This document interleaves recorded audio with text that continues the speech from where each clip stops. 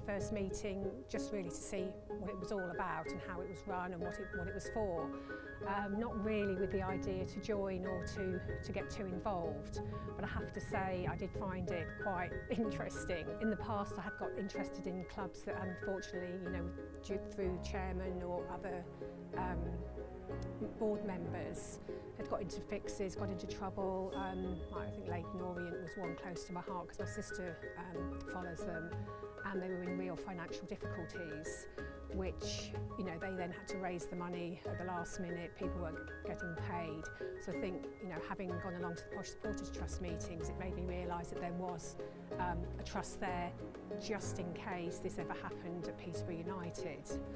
I shouldn't probably say it, but I can't see it happening while we've got Darren McAntony as chair, because he is a very honest, open chairman along with the other board members. But I think it's nice just to have that safety net just in case anything does happen. But also, while we're running along quite happily, there's quite a lot of involvement in the community, involving fans, having a voice for the fans as well within the club, which also interests me as well. Peterborough United has always been there for the fans and the community. I think that sometimes does get a bit lost in it all, even though, like you say, we are sort of lower leagues. But I think, it's amazing how something so little like the team go out to a school, just how it sort of boosts the community, boosts everything. So I think it is very, very important. And as a Posh Supporters Trust, we're trying to sort of get them to go more into possibly the elderly.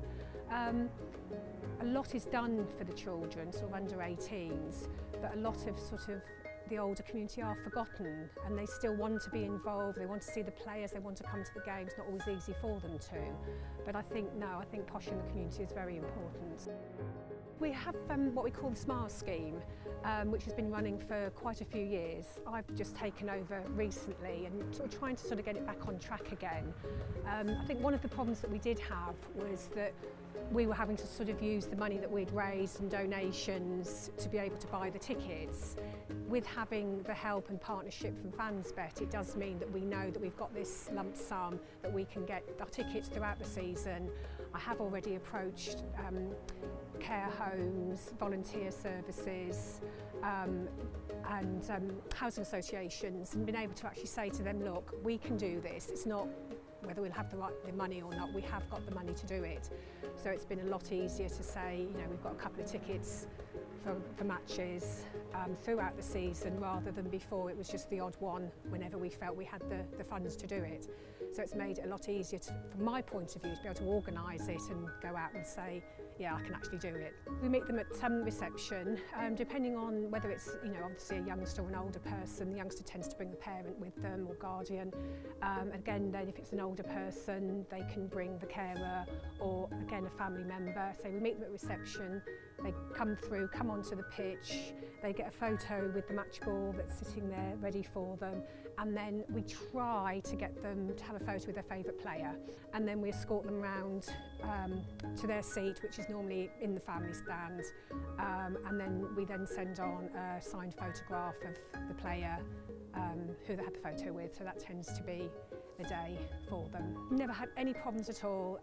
Just contact the club, say this is what we're hoping to do, is it okay? And it's always no problem. Joe Dent, who is the official photographer for Posh, always comes and takes some amazing photos, happy to email them on. Phil, no problem, have absolutely no problems at all, which does make life a lot easier. The problem we had before was because we weren't sure how many tickets we would be able to allocate each season. It was a bit like we didn't want to go too much out into the community in case you got that influx of, like 100 people wanting tickets and saying, well, it's going to be a great long waiting list. Whereas now we have, it's a much easier task to be able to say, well, yeah, we know how many tickets we can get. We can get these on a weekly basis, so I can actually go out there and say, right, no, definitely, you give me some names, some people who you think would like to come, and go from there, basically. So it has made life a lot easier being in partnership with FansBet.